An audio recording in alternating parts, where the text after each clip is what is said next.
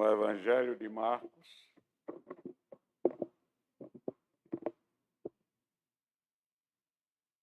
Evangelho de Marcos, capítulo 10,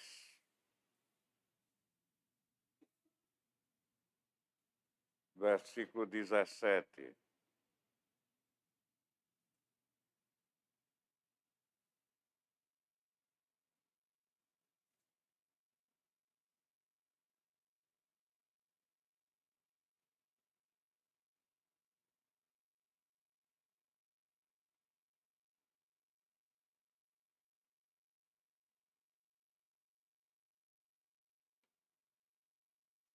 Marcos, capítulo 10, versículo 17, diz a palavra de Deus.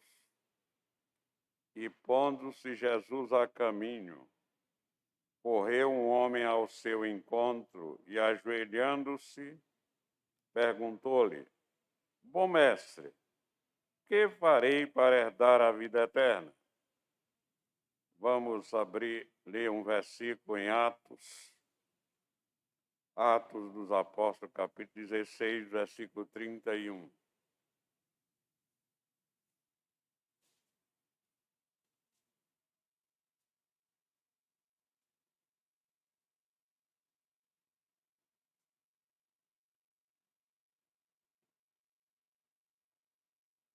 Paulo e Silas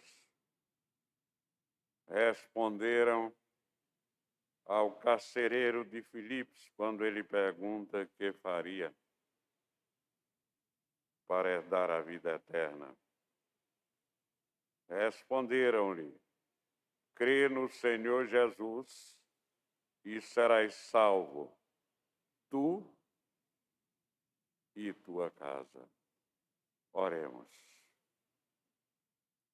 Ó Pai, aqui estamos mais uma vez na tua presença para entregar a tua mensagem ao teu povo.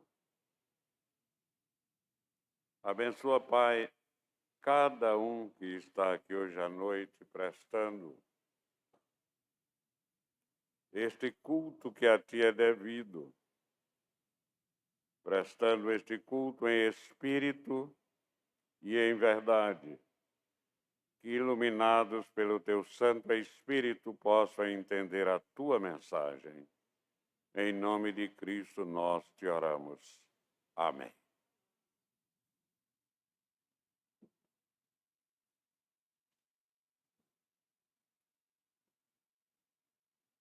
Aquele jovem que nós comumente chamamos do jovem rico,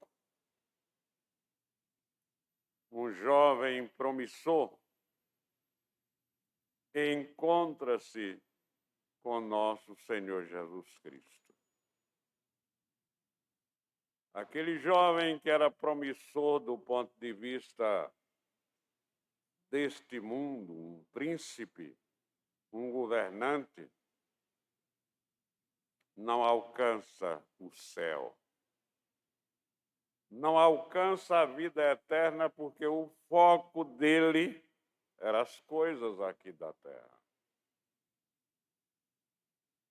No máximo, ele estava disposto a prestar atenção à lei. Era um jovem legalista. Não são muitas vezes que aparece na Bíblia o termo vida eterna. Mas nós sabemos que este é um dos termos mais importantes no ensino cristão. No ensino do cristianismo, nós estamos sempre ligados nisso, porque esse é o nosso alvo principal. Nosso alvo principal não é o gozo de uma vida temporária. Não é o gozo relativo.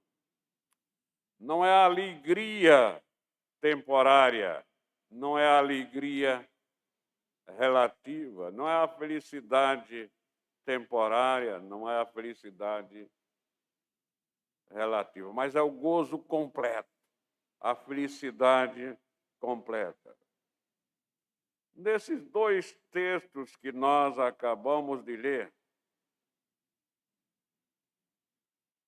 que nos servem de base, de orientação, nós encontramos duas pessoas. Uma dessas pessoas é um jovem rico e religioso. O outro, um simples carcereiro.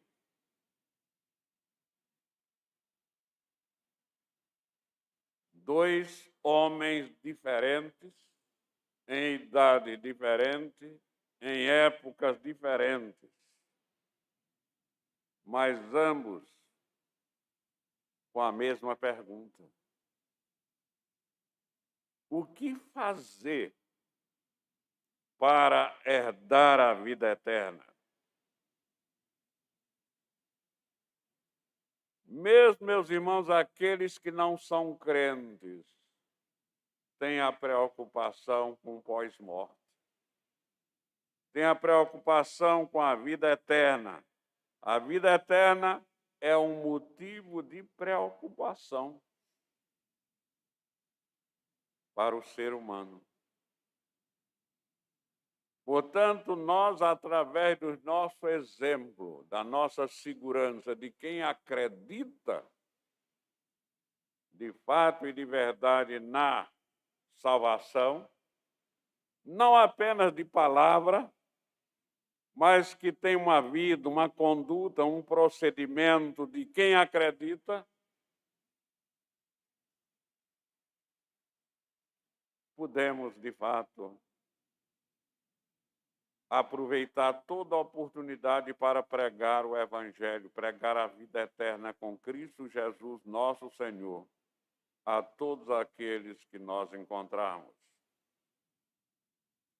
A vida após a morte é uma preocupação de todos os povos, desde os povos mais primitivos até mesmo os mais avançados. Entre os esquimós, povo bastante atrasado, mas também com preocupação com a vida eterna, eles costumavam enterrar junto com as crianças a cabeça de um cão. E qual a razão deles fazerem isso? É que eles entendiam que o animal era conhecedor dos caminhos. Mesmo na mata fechada, ele encontrava a caça. E essa cabeça desse animal do cão ia dirigir a criança para o mundo das almas, para o mundo da vida depois da morte. Outro povo indígena, os Kuques, ao saírem para a guerra,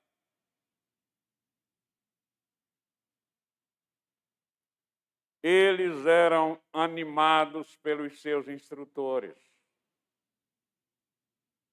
E a motivação principal que os seus instrutores colocavam na mente deles é que cada inimigo que ele abatesse seria um escravo seu na vida depois da morte.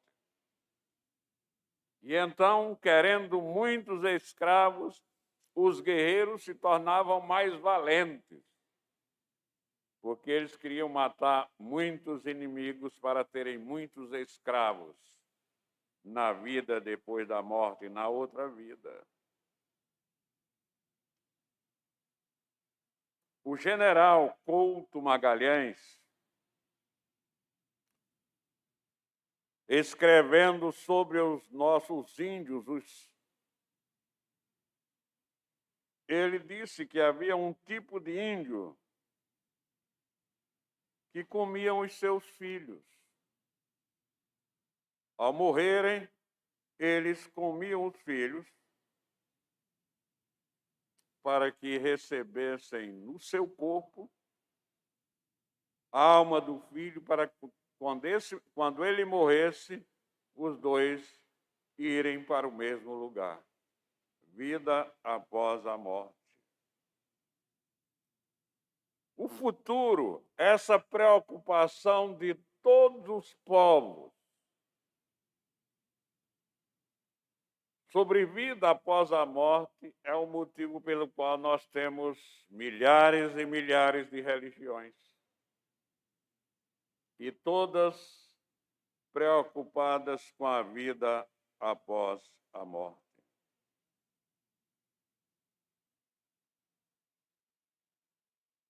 Instintivamente, o homem desconfia que a vida não é só essa. Não são só esses dias de peregrinação neste mundo. Então, esta é uma preocupação de todos.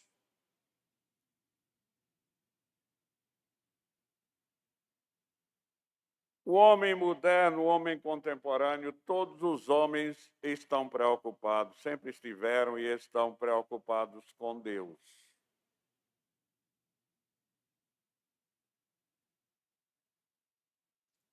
O cientista reconhecido internacionalmente, Von Braun, ele disse que a oração pode ser uma coisa muito difícil de praticar, mas é importante, a coisa mais importante que nós podemos fazer hoje. Vocês lembram dos tripulantes da famosa Apolo 11? Qual foi a reação deles ao chegar no espaço? Qual foi a primeira reação dos astronautas? Abrirem a Bíblia e ler o primeiro versículo da Bíblia. No princípio criou Deus os céus e a terra. A crença de que estavam num local diferente da terra, mas criação de Deus. Então, por causa desta preocupação do homem, desde o princípio, é que muitos representados aqui hoje pelo jovem rico e o carcereiro querem saber como obter a vida eterna. Por que você não lê a Bíblia e se prepara para responder esta pergunta que todos têm na sua mente? Como obter a vida eterna?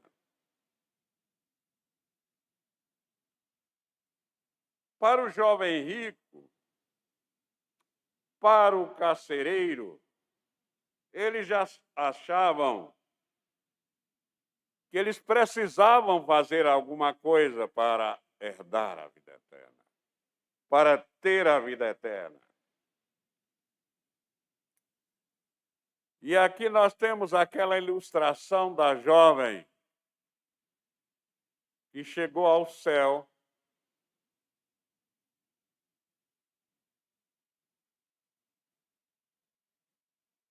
e, sendo aberto o livro da vida, o seu nome não estava lá. Então ela pergunta: o que foi que eu fiz para que meu nome não esteja inscrito no livro da vida? A resposta foi: não é por causa daquilo que você fez que o seu nome não está aqui, mas é pelo que você não fez.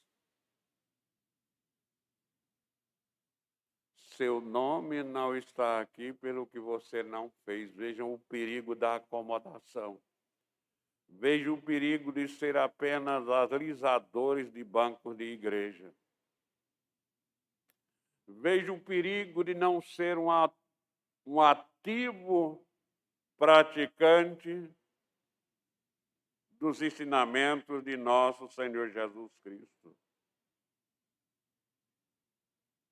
De fato, seu nome não está escrito no livro da vida, não é por causa daquilo que fez que o seu nome não está aqui, mas é pelo que você não fez. Você negligenciou a tão grande salvação.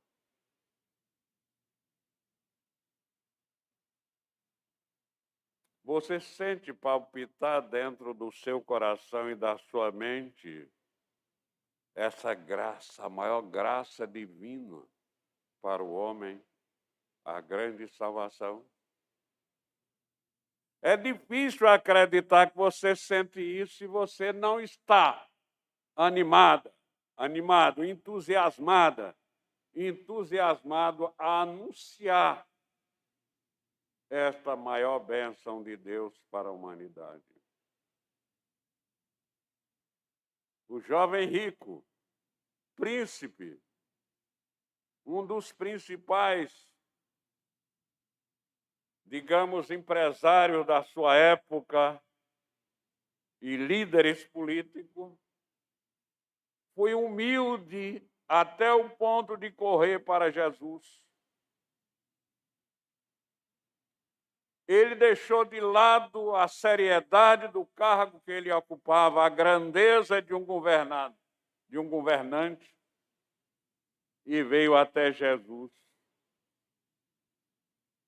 Ele já tinha ouvido falar muito sobre Jesus e ele queria saber como obter a vida eterna.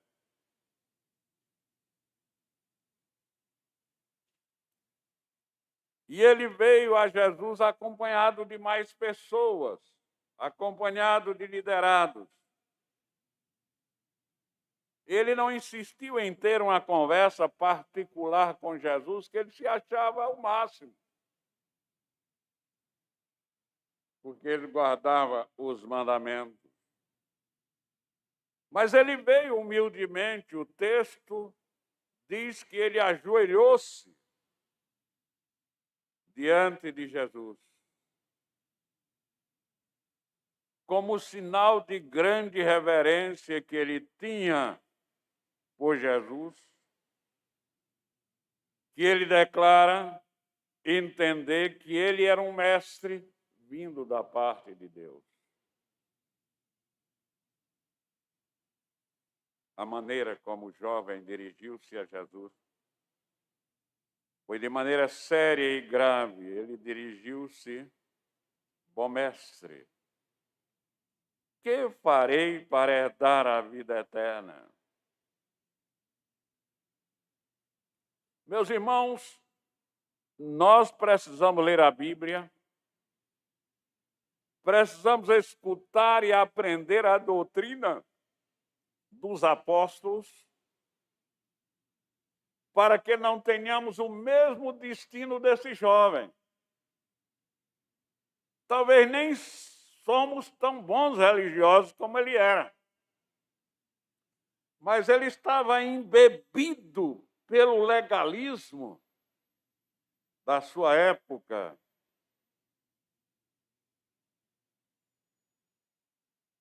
Embebido pelo ativismo da sua época, que ele pensava que pela posição dele, ele podia fazer alguma coisa para herdar a vida eterna, para assegurar a vida eterna.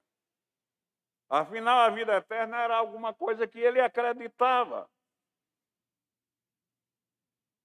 Embora o grupo religioso daquela época, o maior grupo religioso daquela época, era o grupo dos saduceus, não acreditavam na vida eterna. Mas ele não entendia que, de fato, só herdaria a vida eterna como escolhido de Deus e com Cristo no seu coração e na sua mente. A Bíblia nos ensina, meus irmãos, como herdar a vida eterna.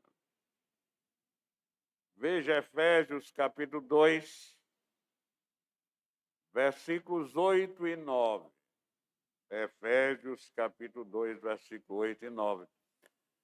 Eu sempre estou, meus irmãos, dando um tempinho. Eu quero que vocês treinem, porque o bom discípulo de Cristo é aquele que manuseia bem a palavra de Deus. Não é aquele que fica perdido sem saber onde é que está o livro da Bíblia. Efésios capítulo 2, versículos 8 e 9. Como herdar a vida eterna? O apóstolo Paulo, inspirado pelo Espírito Santo, diz: porque pela graça sois salvos, mediante a fé. Isto, a fé, não vem de vós. A fé é um dom de Deus, não de obras, para que ninguém se glorie. É graça de Deus. Eu não preciso fazer nada que justifique a vida eterna. Cristo já fez tudo. Ele me justificou, pagando o preço pelos meus pecados na cruz do Calvário. Prestem bem atenção. Cristo pagou o preço pelos meus pecados. Sem eu merecer, Deus me escolheu e mandou o seu Filho único pagar o preço pelos meus pecados. E ele me dá o dom da fé para que eu possa entender isso e acreditar em Cristo Jesus como meu único e suficiente Salvador. E aí, herdar a vida eterna. A vida eterna é dom de Deus. Não é porque eu fiz alguma coisa que eu recebo a vida eterna. Atos,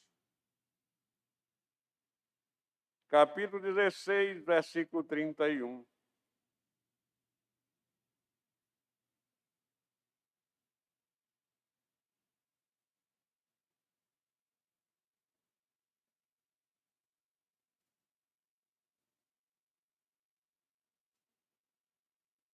Responderam-lhe: crê no Senhor Jesus e serás salvo, tu e tua casa. Meus irmãos, aqui nós temos o resumo do concerto da graça de Deus em poucas palavras. Crê no Senhor Jesus Cristo e serás salvo. Aqui nós temos o resumo do Evangelho inteiro. Aqui está a felicidade completa. Tu serás salvo. Salvo de quê? Salvo da perdição eterna e levado para uma vida de bem-aventuranças eternas. Levado para uma vida de felicidade eterna. E Paulo e Silas podiam ter acrescentado: ó carcereiro, embora tu sejas pobre, um simples guarda da prisão,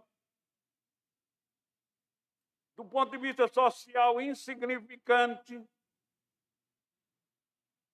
neste mundo, mas nada disso vai impedir que você seja salvo. o teu coração amargurado, atribulado e endurecido, até instantes atrás, quando estava nos açoitando, porque nós somos pregadores do Evangelho, esse mesmo coração, será adocicado e amolecido pela graça de Deus. João 17:3. João 17:3. Evangelho de João, capítulo 17:3.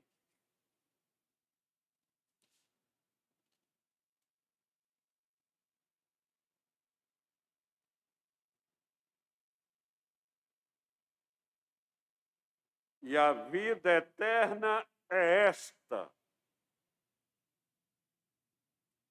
E a vida eterna é esta, que te conheçam a ti, o único Deus verdadeiro, e a Jesus Cristo a quem enviaste.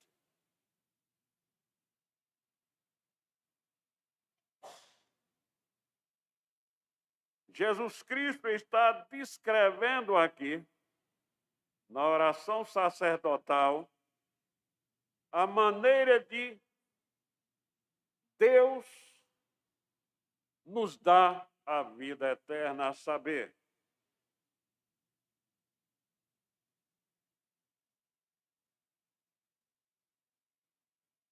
na iluminação, quando Deus ilumina os eleitos no verdadeiro conhecimento de Deus. É por isso que nós estamos, meus irmãos, dando súmulas e enviando seminarista para estudar com os irmãos lá do Alto da Conquista, que querem fazer profissão de fé, o conhecimento de Deus. Nós estamos ensinando a eles conhecer Deus, o Deus da Bíblia, conhecer a eles mesmos, quem são eles, e conhecer a Cristo. Então, é isso que nós pregamos. Para que esse versículo,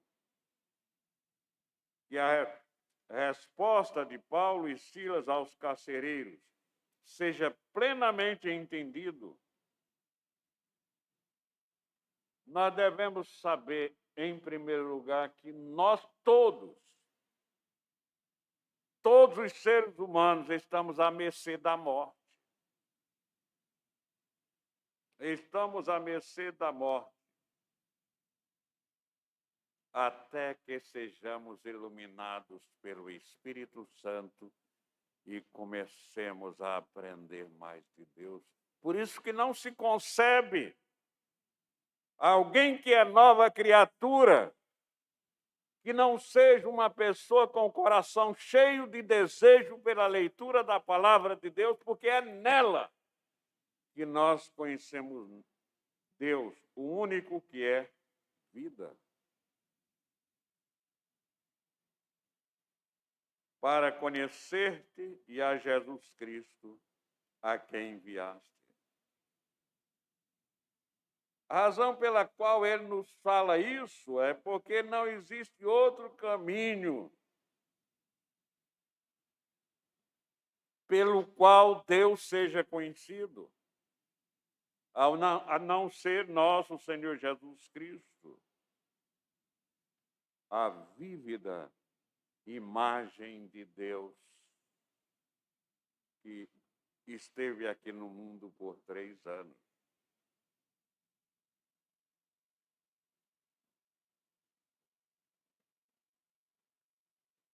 Crentes, como, meus irmãos, nós podemos testemunhar o Evangelho de nosso Senhor Jesus Cristo? Nós temos alguns exemplos aqui na Bíblia. Hoje de manhã eu falei rapidamente sobre Filipe. e a ordem que ele recebeu para ir pregar o Evangelho no deserto. Filipe podia dizer: Senhor, eu estou disposto para pregar o Evangelho, me manda para uma cidade grande, onde tem muita gente, mas no deserto, Senhor, no máximo, eu vou encontrar um ou outro passarinho perdido pelo deserto. Mas ele não questionou a ordem de Deus, ele foi. E é lá onde ele encontra o eunuco, aquele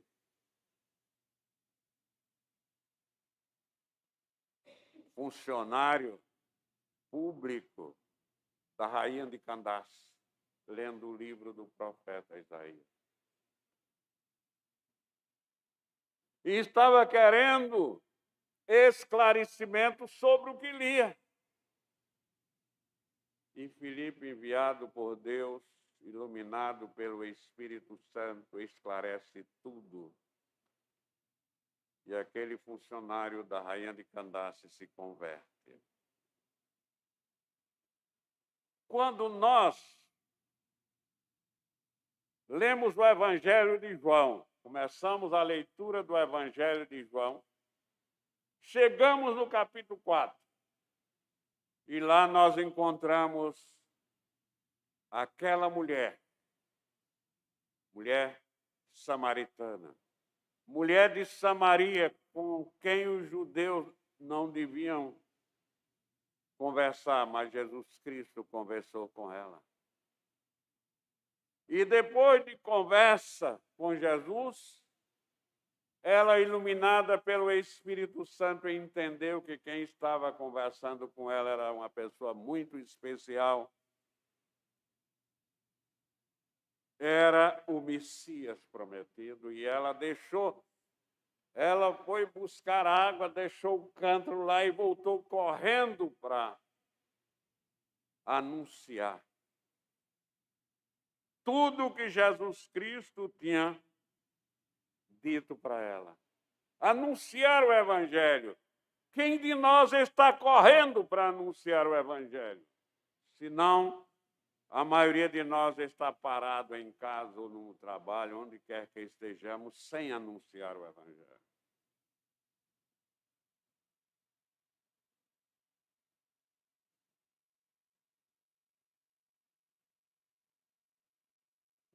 Meus irmãos, o mundo, as pessoas estão se afogando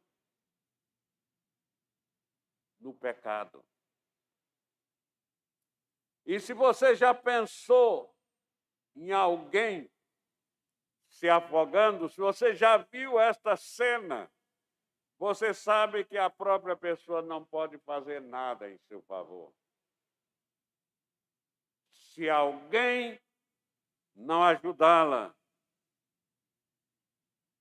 Eu lembro de uma cena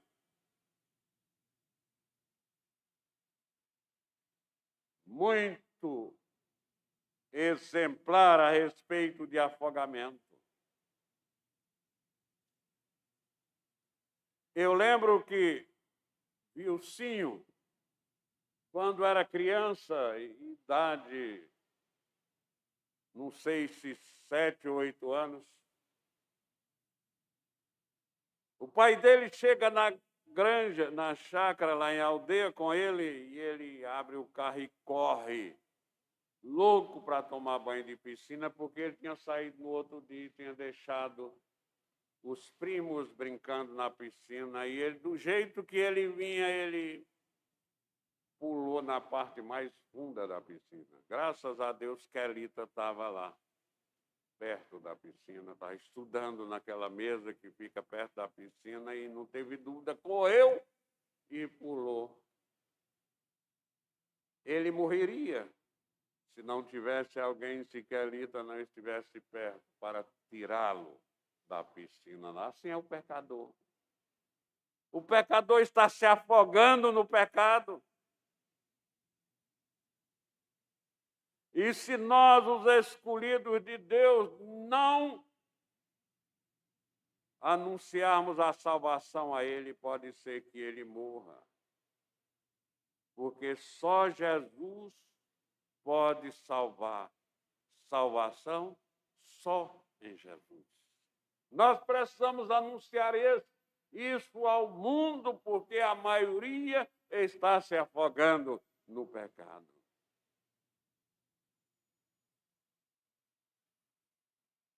Como obter a vida eterna? E aqui, para nós, como nós podemos gozar, desfrutar nesta vida a certeza da vida eterna?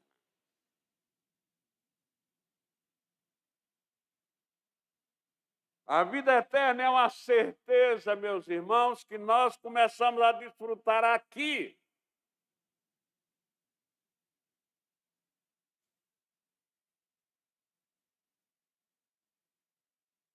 Não é alguma coisa que nós vamos obter depois da morte. Há um conceito muito equivocado de que vida eterna e salvação é algo que se obtém depois, no além-túmulo, depois da morte.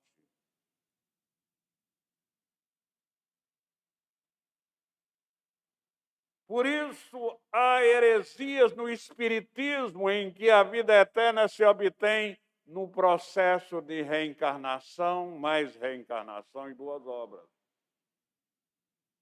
E a Igreja Católica, a Igreja Papista, a ideia de que a salvação, a vida eterna, a gente obtém depois de purgar os pecados do purgatório. Qual é o ensino bíblico, meus irmãos? O que a Bíblia nos ensina? Afinal de contas, o que a verdade absoluta nos ensina a respeito da vida eterna? Vamos ao Evangelho de João, no primeiro capítulo.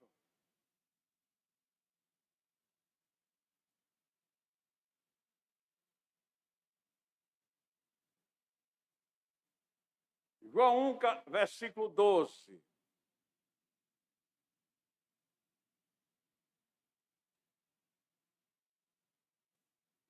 Mas a todos quantos o receberam, receberam quem? Nosso Senhor Jesus Cristo. Deu-lhes o poder, quem? Deus, de serem feitos filhos de Deus, a saber, aos que creem no seu nome. E o versículo que todo crente deve ter de cós salteado, 3,16, João 3,16, porque Deus amou o mundo de tal maneira que deu seu Filho unigênito, para que todo aquele que nele crê tenha a vida eterna. E ainda João capítulo 5, versículo 24.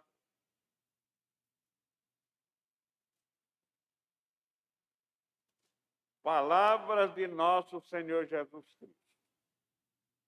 João capítulo 5, versículo 24. Em verdade vos digo, quem ouve a minha palavra e crê naquele que me enviou, tem a vida eterna. Não entra em juízo, mas passou da morte para a vida. No capítulo seguinte, capítulo 6,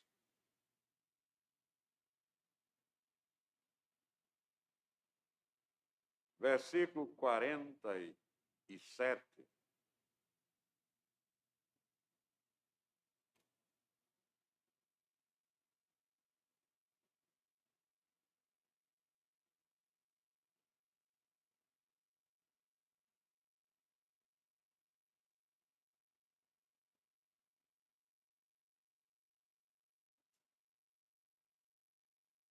Em verdade vos digo, quem crê em mim tem a vida eterna. 1 João, primeira carta de João, capítulo 5, versículo 12. Aquele que tem um filho tem a vida. Aquele que não tem o Filho de Deus não tem a vida. Está claro, né? Então, meus irmãos, muitas vezes nós temos pessoas com as quais nós nos encontramos.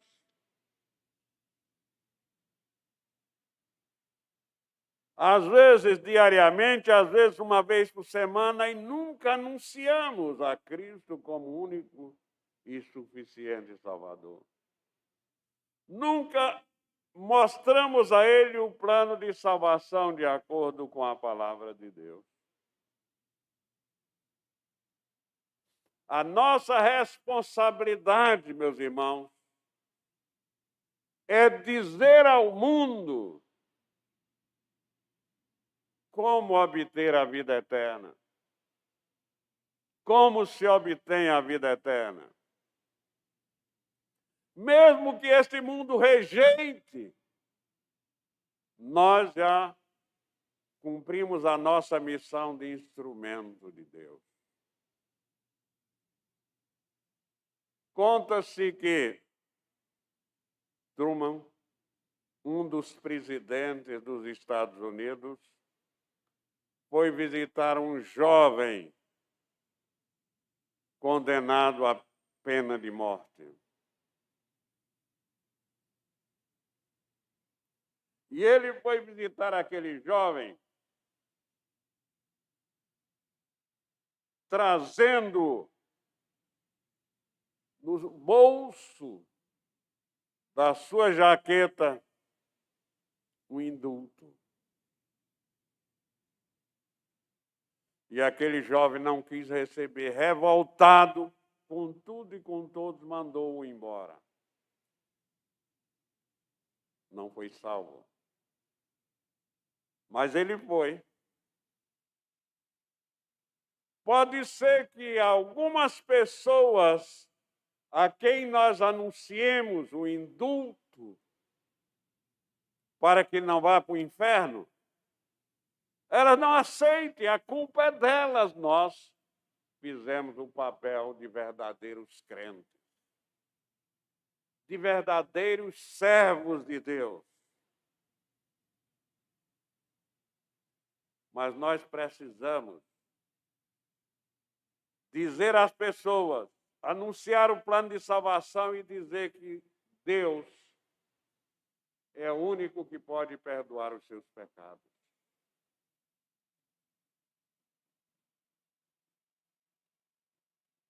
E que a vida eterna é uma dádiva de Deus. Nós precisamos abrir a nossa mente, abrir o nosso coração e recebê-la do jeito que a Bíblia nos orienta. E continuar orando para que cada dia Deus nos abençoe em Cristo Jesus, dando-nos a consciência verdadeira para que nós busquemos cada dia mais o conhecimento de Deus e o conhecimento de Cristo. Nele, nós agradecemos esta oportunidade de pregar o seu puro e simples Evangelho, hoje e sempre. Amém. Vamos cantar o Salmo 100.